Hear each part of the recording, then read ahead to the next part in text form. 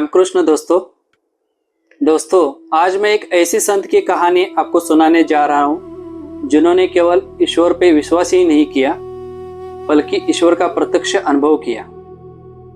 जी हाँ, ये कहानी है रामकृष्ण परमहंस जी की। कोलकाता के पास स्थित दक्षिणेश्वर काली मंदिर में रामकृष्ण परमहंस पुजारी के रूप में सेवा कर रहे थे, लेकिन वे दूसरे पुजारियों जैसे नहीं थे। लोग पूजा करते थे, विधि विधान निभाते थे, परंपराएं निभाते थे, लेकिन रामकृष्ण के मन में एक ही प्रश्न था, माँ क्या तुम सच में हो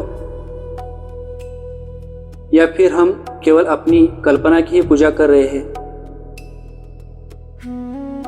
दिन बीत गए, हफ्ते बीत गए, महीने बीत गए, लेकिन उन्हें कोई उत्तर नहीं मिला। रामकृष्ण मंदिर में बैठकर रोते थे, कभी मूर्ति के सामने विलाप करते, कभी जमीन पर लेट जाते। माँ मुझे एक बार दर्शन दे दो। उनकी ये अवस्था देखकर लोग कहने लगे, ये आदमी पागल हो गया है। एक दिन शाम का समय था, मंदिर में गहरी शांति थी, चारों ओर सन्नाटा। रामकृष्ण की व्याकुलता अपनी अंतिम सीमा पर पहुंच चुकी थी। उन्होंने मन ही मन कहा, यदि आज भी मुझे मेरी मां के दर्शन नहीं हुए तो इस जीवन का कोई अर्थ नहीं। अचानक उनकी नजर मंदिर में रखी तलवार पर पड़ी। वे तलवार की ओर बढ़ने लगे। एक कदम, दूसरा कदम, फिर तीसरा कदम।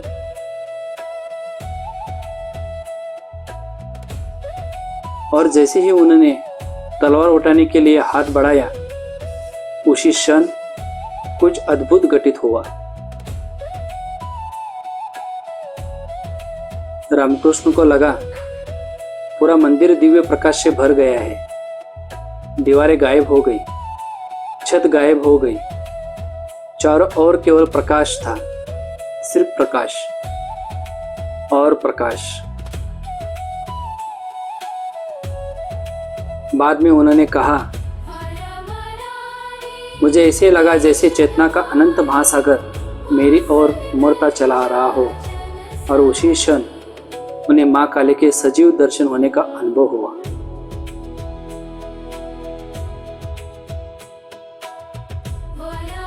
उस घटना के बाद रामकृष्ण का पूरा जीवन बदल गया।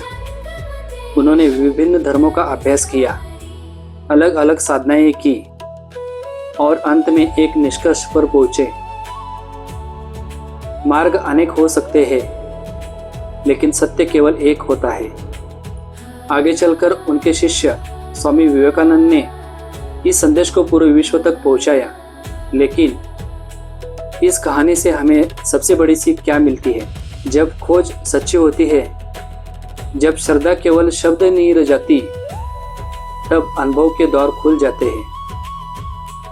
और शायद इसी कारण रामकृष्ण परमहंस जी कहा करते थे, जो ईश्वर के लिए रो सकता है वो ईश्वर को पा सकता है। धन्यवाद।